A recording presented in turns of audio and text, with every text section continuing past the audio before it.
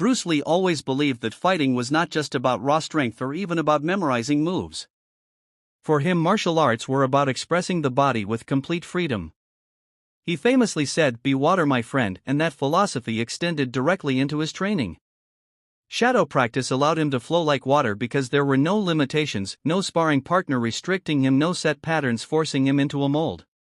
He could experiment, improvise, and adapt to invisible opponents that he imagined in his mind. When Bruce shadow trained, it wasn't just mindless movement. He visualized real fighters in front of him, some taller, some shorter, some aggressive, some defensive. By creating these imaginary battles, he sharpened his timing, his reaction speed, and most importantly, his agility. His mind and body became one, moving with the kind of fluidity that shocked professional fighters around the world. Warm-up, the foundation of agility. Before Bruce Lee launched into his shadow training, he always prepared his body like a finely tuned machine. Agility doesn't come from stiff muscles or a sluggish body, it comes from looseness, relaxation, and explosive readiness. Bruce would start with deep breathing exercises to calm his mind, followed by light skipping, dynamic stretches, and rapid footwork drills. He knew that agility is rooted in the legs and the hips, so his warm-ups often focused on keeping the joints loose and springy.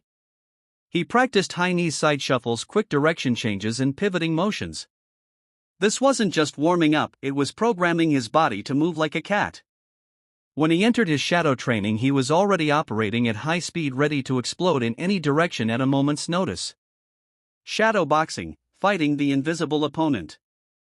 Bruce Lee didn't just shadowbox like most fighters. He treated it as a true battle. He would imagine an opponent's punch flying toward his face and practice slipping it at the perfect angle, then counterattacking with a straight lead or a lightning-fast sidekick.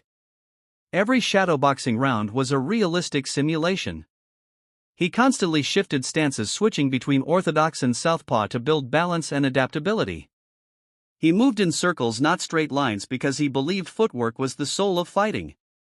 Bruce emphasized explosiveness. One moment he was calm, the next he burst into a flurry of punches and kicks just like he would in a real fight.